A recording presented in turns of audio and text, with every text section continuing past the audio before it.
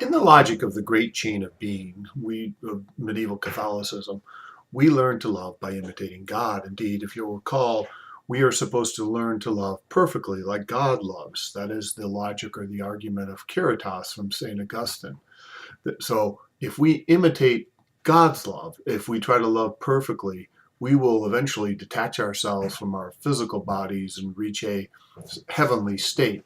This is the Pauline split between spirit and flesh talked about in all of Paul's letters. In Shakespeare's plays, though, again, we can't talk about godly love directly. That would be idolatrous. That would be representing the divine. The nearest figures we have for divine love in A Midsummer Night's Dream are Titania and Oberon, the king and queen of the fairies. But when we're introduced to them in Act 2 of Midsummer Night's Dream, their relationship isn't going too well either. In fact, they're in quite a large fight. They're jealous. Pick up, this is Act 2, Scene 1, lines about 62. Oberon is jealous. He is upset. And he is upset with Titania because she's got this baby, this strange changeling baby that we've got to talk about. But things weren't going well beforehand. They've got a complicated marriage. Titania says to him, "Why out there here?" Line 68. "Why out there here? Come from the farthest step of India, but that forsooth the bouncing Amazon, your buskin mistress and your warrior love, to Theseus must be wedded, and you come to give their bed joy and prosperity." In other words, Oberon has had a bit of a thing for Hippolyta before the play started. Again, a bit more of the prehistory of the play. Oberon responds, "Well, you too. How canst thou for shame, Titania, glance at my credit with Hippolyta, knowing I know thy love to Theseus?" So Titania isn't innocent either. She's fooled around with Theseus. So we've got this interchange of gods and humans. But the marriage itself is rocky. The relationship itself is rocky. And this discord within this divine marriage is causing all sorts of problems. Titania says, "These are the forgeries of jealousy, lines 81.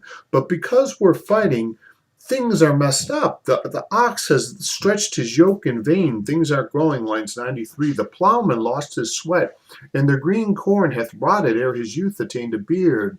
The fold stands empty in the drowned field, and crows are fatted with the murrain flock. The 9 men's morris is filled up with mud." There's a bit of a climate crisis going on.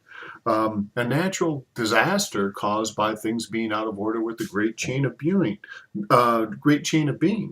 Things are undistinguishable. That is lines 100.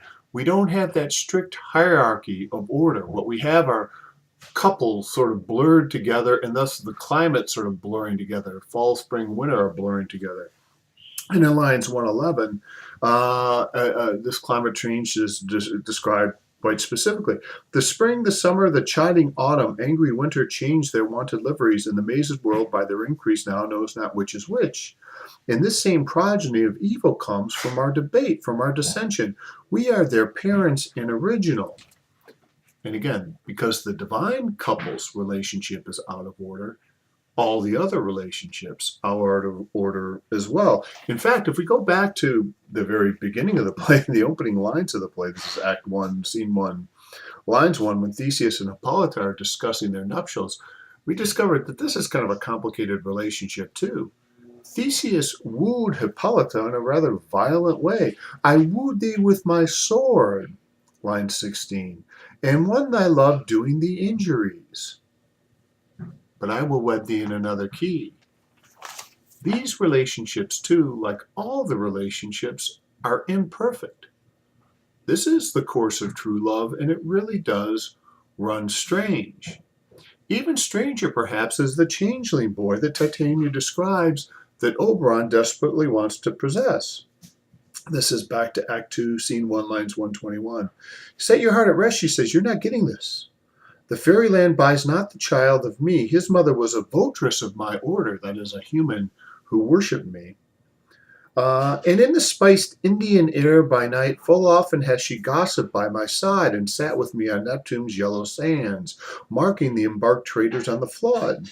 When we have laughed to see the sails conceive and grow big billy with the wanton wind." In other words, this baby's mother was a votress, a human being, but they were exceptionally close. Titania and this particular votress were exceptionally close.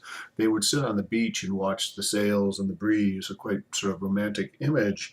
Um, and but watching these sails grow big-bellied with the wanton wind, she, the votress, with pretty and swimming gait following, her womb then rich with my young squire would imitate. In other words, this votress got pregnant by imitating the sails of the wind.